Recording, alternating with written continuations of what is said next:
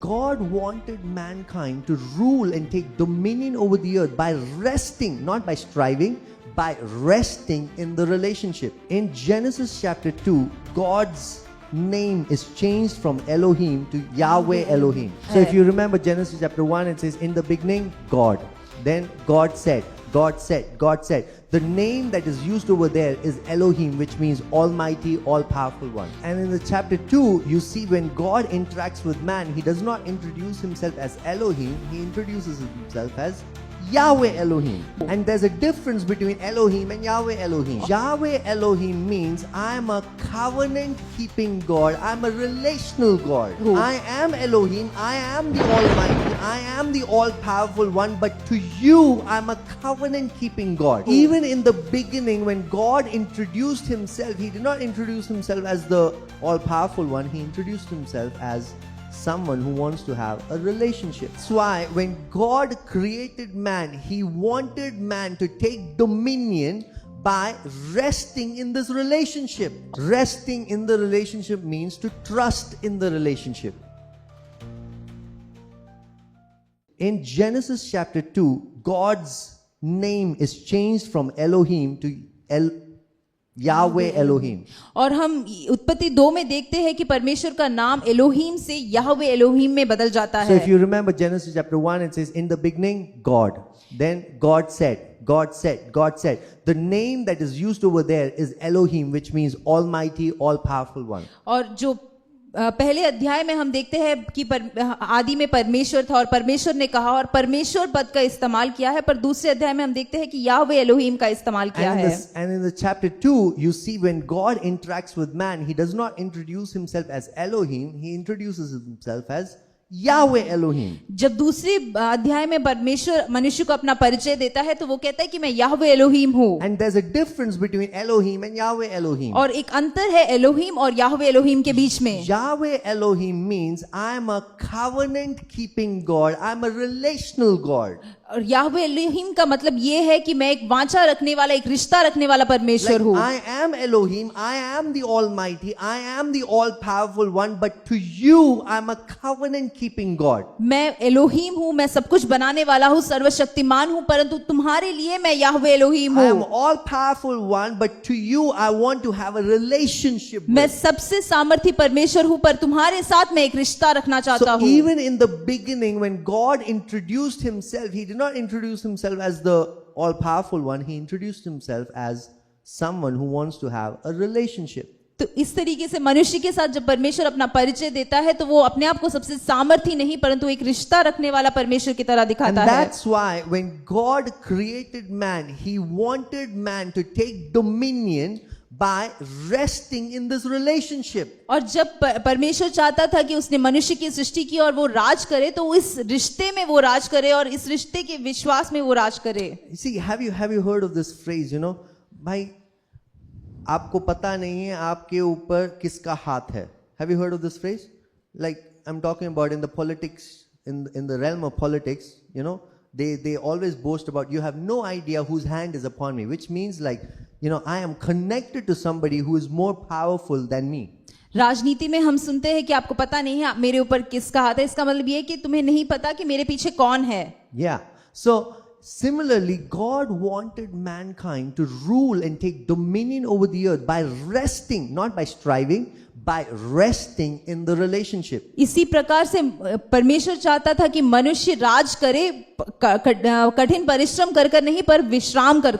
Resting in the relationship means to trust in the relationship. उस रिश्ते में विश्राम करने का मतलब उस रिश्ते पर भरोसा रखना. Amen. Amen. So when God created man, He put him in a garden called the Garden of Eden. जब परमेश्वर ने मनुष्य की सृष्टि की उसने उन्हें एक वाटिका में रखा जिसका नाम था Edan. And before God created man, everything was created for him. और मनुष्य को बनाने से पहले जो भी मनुष्य को चाहिए था वो सब परमेश्वर ने बनाया. Meaning when God put man in the garden, everything was already done. It was already taken care of. He put him in his finished work. जो भी मनुष्य को जरूरत थी वो सब बनाने के बाद परमेश्वर ने मनुष्य को उस वाटिका में रखा. Amen. Isn't that good? Amen. Just think about it. What if God had created man on the first day and then man had to figure out the light and the sun, the fish. God did not do that. He created him on the last day after everything was created for him. सोचिए अगर इस प्रकार से होता कि मनुष्य को पहले दिन बना देते और उसको फिर सोचना पड़ता कि रोशनी कहाँ से आएगी, मछली कहाँ से आएगी, पर परमेश्वर ने ऐसे नहीं किया. उसने किया कि सब कुछ बनाने के बाद मनुष्य को बनाया. So God put Adam and Eve in the garden called the Garden of Eden. Eden means pleasure. और परमेश्वर ने उन्हें इस वाटिका में रखा जिसका नाम था एदन, जिसका मतलब है आनंद. Eden means pleasure. जिसका मतलब है आनंद. What does that mean? इसका क्या मतलब है? That God wants you to have pleasure. इसका मतलब ये है कि परमेश्वर चाहता है कि आप आनंद मनाएं. Devil steals your pleasure. और शैतान आपके आनंद को आपसे छीनने की कोशिश करता And है. he gives you a corrupted version of pleasure, but it is in God that you can have pleasure. शैतान आपको एक करप्ट वर्जन प्लेजर का देता है, परंतु परमेश्वर उसको ठीक रखना चाहता है और आपको आनंद देना चाहता है. Why do people go to the pubs and get drunk and they do all kinds of things is because they want a glimpse of that pleasure that you and me can freely have in God. लोग pubs में क्यों जाते हैं? ताकि उनको उस आनंद का एक झलक मिल जाए जो कि आपको परमेश्वर के पास मिलता है. Amen. So God wants you to perform in your highest creativity, in the highest potential of your creativity through resting and through pleasure. What a great deal. परमेश्वर चाहता है कि आप अपनी जो सबसे अच्छी रचनाएं करें और रचनात्मक रहे विश्राम में और आनंद में. Amen. So in the garden, तो वाटिका में there were two trees. दो पेड़ थे. Two trees in the midst. दो पेड़ थे उसके बीच में. Tree of life. एक जीवन का पेड़. And the tree of knowledge of good and evil. और एक भले बुरे के ज्ञान का वृक्ष. Now God said something. If you can turn your Bibles to Genesis chapter 2 verse 16, God commanded mankind not to eat from the tree of the knowledge of good and evil. और दूसरे अध्याय में हम देखते हैं कि परमेश्वर मनुष्य को बोलता है कि वो उस भले बुरे के ज्ञान वाले वृक्ष से ना खाए. Do the previous verse. And the Lord God commanded the man, saying, you may surely eat of every tree. Surely eat of every tree. Every tree means every tree. Every tree. I did a Hebrew study. Every means every. Surely eat of every tree of the garden. Amen. But of the tree of the knowledge of good and evil you shall not eat, for in the day that you shall eat of it, you shall surely die.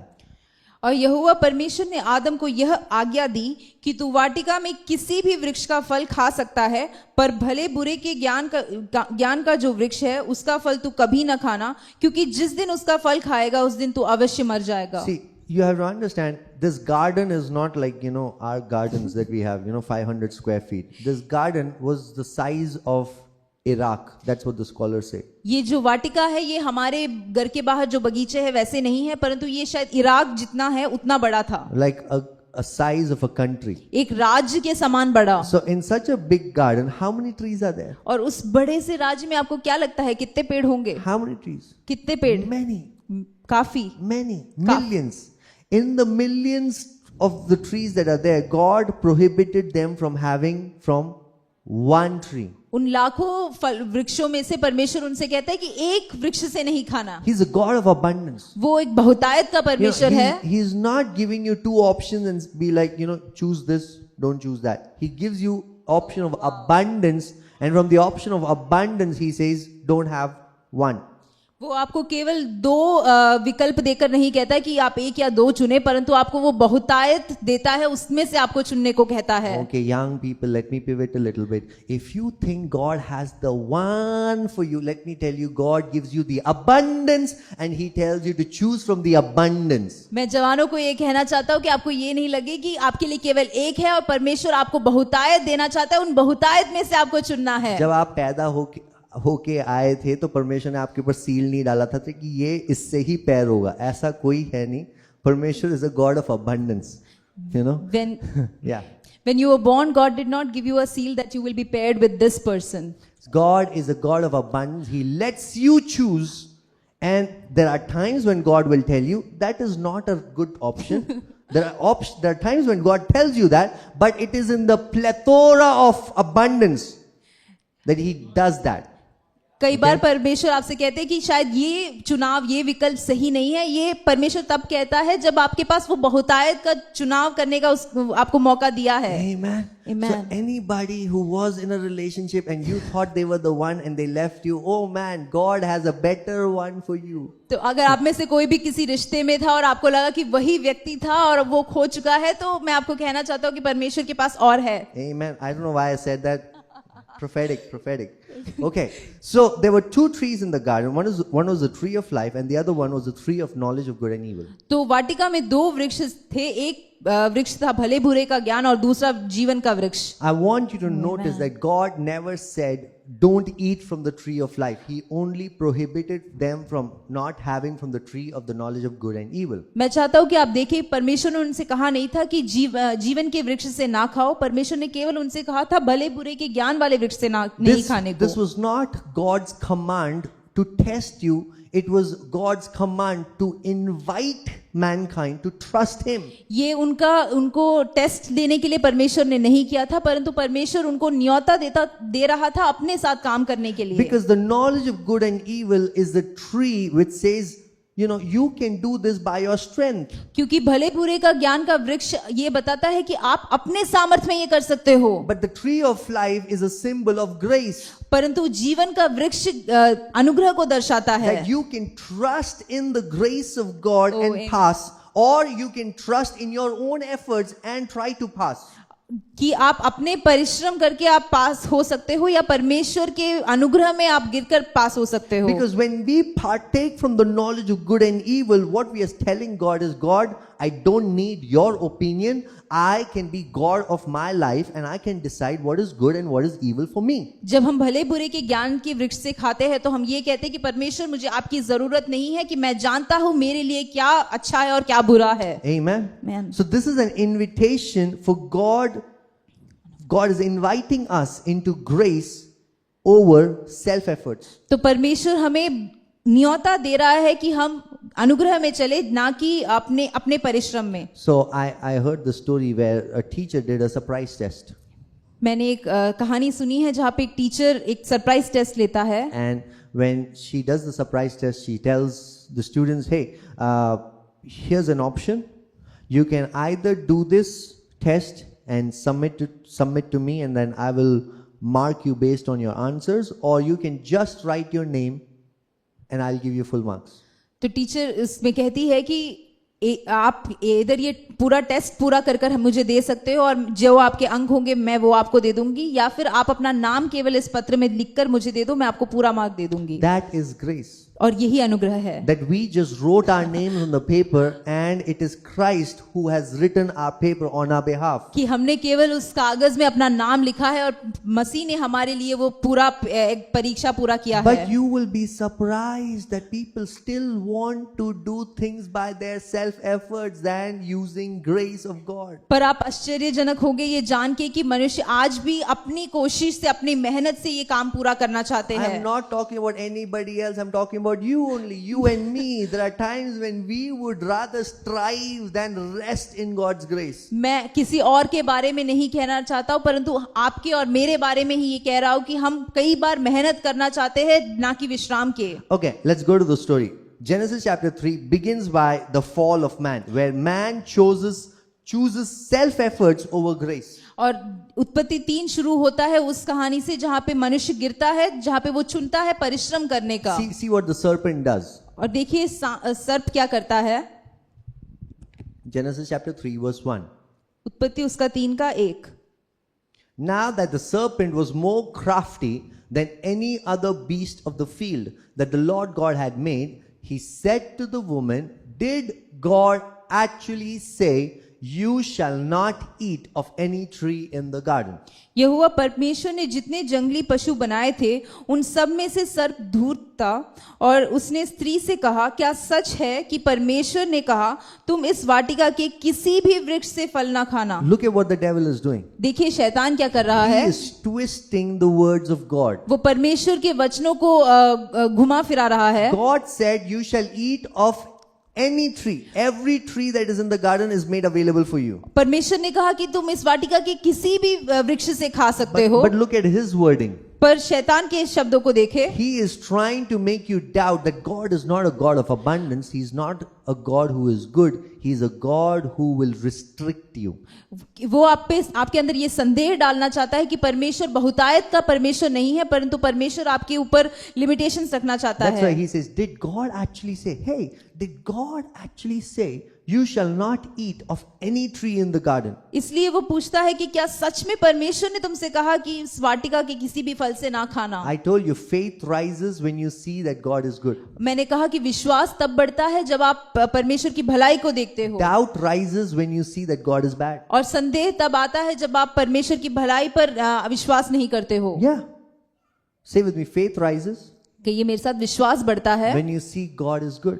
जब आप देखते हो कि परमेश्वर भला है। Oh, I can't hear you guys. मैं आपको सुन नहीं पा रहा Can हूँ। you at least hear yourself? क्या अपने आप को आप सुन पा रहे I'll हैं? give grace to that. Okay. Say with me, faith rises विश्वास बढ़ता है when you see that God is good. जब आप देखते हो कि परमेश्वर भला है। And similarly, what happens is when you see that God is bad or when you have a wrong picture of God, doubts arise. जब आपके पास परमेश्वर का एक गलत चित्र हो तो आपके अंदर शक उत्पन्न होता है। Now what has happened is because Adam and Eve, now they're doubting the goodness of God, they partake from that tree. अब देख सकते हैं कि जब आदम और हवा को परमेश्वर की जो भलाई पर शक होता है तब वो उस फल से खाते हैं। The devil tells them, hey, if you eat from this tree, you know, God is lying to you. If you eat from this tree, you will become like God. शैतान उनसे कहता है कि अगर परमेश्वर तुमसे झूठ बोल रहा है, अगर तुम इस फल से खाओगे तुम परमेश्वर के समान बन जाओगे। But weren't they created already in the likeness of God? पर क्या वो पहले से ही परमेश्वर की समानता में नहीं बनाए गए But थे? what the devil is selling them is selling them independence. Hey, you know what? For you to be like God and to operate like God, you need to be connected to Him. Let me tell you this. If you eat from this tree, you don't have to be connected. You can live your life the way you want. You can walk like God and still be like Him in independence. परमेश्वर यहाँ उन्हें एक स्वतंत्रता बेचता है, वो स्वतंत्रता जो परमेश्वर के बिना वो कुछ भी जो वो चाहते हैं वो कर सकते हैं। Amen. Amen. And that's what the devil still does. और आज भी शैतान यही कर रहा That he है, wants to isolate you. वो आपको अलग कर देना चाहता Proverbs है। 18 says, whoever isolates himself goes against sound judgment. एक अच्छे न्याय से वो व्यक्ति अपने आप को जो अकेला करता है वो अलग करता है। And that's what the devil even does today, that you can be a believer, but if the devil can accomplish to isolate you, then he can come and destroy your life. अगर आप विश्वासी हो सकते हो, परंतु जब शैतान आपको अलग करेगा, अकेला करेगा, वो आकर आपको नाश कर सकता That's why है। coming to church is such an important part of a believer's life, because you are going against the power of the enemy. It is spiritual warfare. इसलिए कलीसिया में आना एक आत्मिक मल्ल युद्ध है, क्योंकि आप शैतान के चालों के खिलाफ जा रहे हो। Think about this. Like before Sunday, everything was okay. Only on Sunday, your car is breaking down. सोचिए, रविवार से पहले सब कुछ ठीक था, अब ये केवल रविवार को होता है कि आपका गाड़ी खराब हो जाता Only है। on Sunday you remembered all the things that you should have done in the week. और रविवार को आपको वो सारी चीजें याद आती है जो आपको पूरे हफ्ते करना Only चाहिए on था। Sunday your child gets sick. और रविवार को ही आपका बच्चा बीमार I'm होता telling है। you, it is not coincidence. It is spiritual warfare, because the devil knows if he can isolate you once, then he can isolate you twice. Then if he can keep isolating you, then he can come and destroy your life. ये इत्तेफाक नहीं है, परंतु ये आत्मिक मल्ल युद्ध है जहाँ पे शैतान चाहता है कि वो आपको बार बार अकेला कर दे और फिर आपको आके नाश करे। So this is what the devil is selling them. He's selling them independence. Hey, you don't have to be connected to God. You can be isolated and still behave like God. और यहाँ पर भी वही स्वतंत्रता शैतान इंसान को बेच रहा है कि तुम परमेश्वर से अलग होकर स्वतंत्र रह सकते हो। Now, once Adam and Eve ate from that tree, और जब आदम और हवा उस फल से खाते हैं, their eyes did open. उनकी आंखें सही में खुलती है। But their eyes opened to see their nakedness. वो आंखें इसलिए खुलती है, वो एक दूसरे को नंगे देखते हैं। They saw their own nakedness and shame. वो अपना नंगापन और शेम देखते हैं, शर्म देखते शर्म हैं. देखते हैं। See, weren't they naked before? क्या वो पहले से ही नंगे नहीं थे? Were they naked before? क्या वो पहले से नंगे थे? So they were open. They were now exposed to an information that was not required for them. अब वो एक ऐसी जानकारी को जान चुके हैं जो उनको नहीं जानना था। There are certain things that God is hiding from you because He's protecting you, because they don't add any value into your life. कुछ जानकारी परमेश्वर आपसे छुपाए रखता है क्योंकि वो आपके जीवन में जरूरी नहीं है। He's saying, fix your eyes on my reality. वो कहता है कि मेरी असलियत पर अपना नजर टिकाओ। I have positioned you here. You don't have to think about the lower things because they don't matter to you. They are not part of your job description. निचली श्रेणी की चीजों के बारे में आपको सोचने की जरूरत नहीं है, क्योंकि ये आपके काम में नहीं आता। Now suddenly Adam's and Eve's eyes are open to a lower reality, and because it's open to a lower reality, they are forgetting their spiritual position. एक निचली वास्तविकता की ओर उनकी आंखें खुल जाती है और वो कुछ और जानने लग जाते That's what हैं। I'm telling you. If you're too focused on seeing your sickness, you will not receive the healing that God has. अगर आपका पूरा ध्यान आपकी बीमारी पर रहेगा तो आप परमेश्वर को नहीं देख If पाओगे। you're too focused on the lack that you have, you will never become a channel of blessing. आप हमेशा अपने कमी के बारे में सोचते रहोगे तो आप आशीष का कारण नहीं बन पाओगे। Ask yourself, what is the Lord showing me? If this is what the Lord showing me, then I will believe it. इसलिए अपने आप से पूछे कि क्या परमेश्वर क्या मुझे दिखा रहा है, और अगर उस तरफ की ओर बढ़े। So they found themselves that they were naked. और वो जानते हैं कि वो नग्न है, And because they were naked, the Bible says they sewed fig leaves around them. और देखते हैं कि वो एक पत्तों से अपने लिए कपड़े बनाते हैं। Have you ever worn clothes that were made of fig leaves? क्या आपने ऐसे पत्तों से बनाए हुए कपड़ों को आपने कभी पहना है? I mean, I don't want to imagine that. Anyway, so they hid themselves. They were so ashamed. They hid themselves. And now God comes to meet them. वो इतने शर्मनाक थे कि वो अपने आप को छुपा लेते हैं और परमेश्वर आता है उनसे मिलने के लिए। Now when God comes to meet them, and they heard the sound of the Lord God walking in the garden in the cool of the day, and the man and his wife hid themselves from the presence of the Lord God among the trees of the garden. तब यहोवा परमेश्वर जो दिन के ठंडे समय में वाटिका में फिरता था, उसका शब्द उनको सुनाई दिया। तब आदम और उसकी पत्नी वाटिका के सब वृक्षों के पीछे यहोवा परमेश्वर से छुप गए। When man sinned, he hid himself from the presence of God. जब मनुष्य ने पाप किया तो उसने अपने आप को परमेश्वर की उपस्थिति से छुपा लिया। We think that God hides himself from us. हमें लगता है कि परमेश्वर अपने आप को हमसे छुपा लेता That's what है। I used to think. I used to think, man, every time I sin, I'm like, God is running away from me, and I'm like, God, don't leave me. हमेशा जब मैं पाप करता था मुझे लगता था परमेश्वर मुझसे दूर भाग रहा है, और मैं परमेश्वर को पुकारता था कि परमेश्वर मुझे ना छोड़। Even in their sinful state, God is coming towards them, and they are the ones who are running away. उनके पाप में परमेश्वर उनसे मुलाकात करने आ रहा है, परंतु ये वो लोग हैं जो दूर भाग रहे I'm हैं। saying, just imagine if the story was the other way around, and instead of running away from God, they ran towards God. How would the story be today? सोचिए कहानी कुछ अलग प्रकार से होती, जहाँ पे वो परमेश्वर से दूर भागने के बजाय पाप करने के बाद परमेश्वर की ओर भागते तो कैसा Like होता। every time you mess up, instead of running away from God, what if you would run towards Him? That's like falling into grace. जब भी पाप करते हो ऐसा हो कि आप परमेश्वर के ओर भागे और परमेश्वर और आप परमेश्वर के अनुग्रह में अपने आप को गिराए। Falling into grace.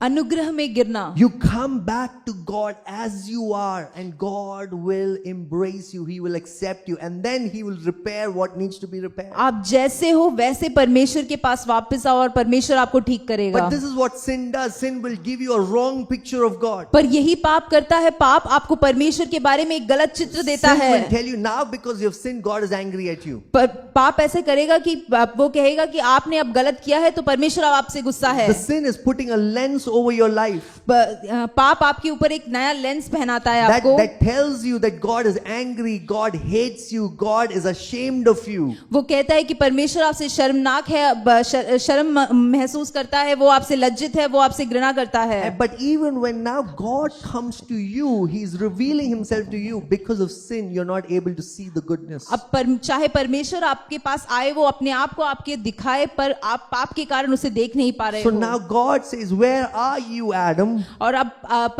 परमेश्वर पूछता है कि आदम तुम कहाँ हो? Where are you? तुम कहाँ हो? It's not like God was asking him his geographical location. भाई GPS pin भेज दे. No.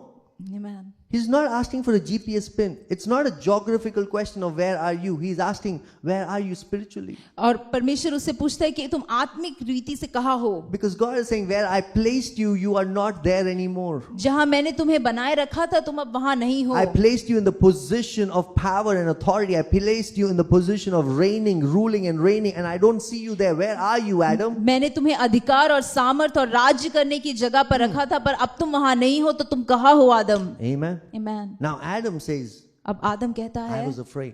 मैं डर गया था. Why was he afraid? और वो डरा क्यों था?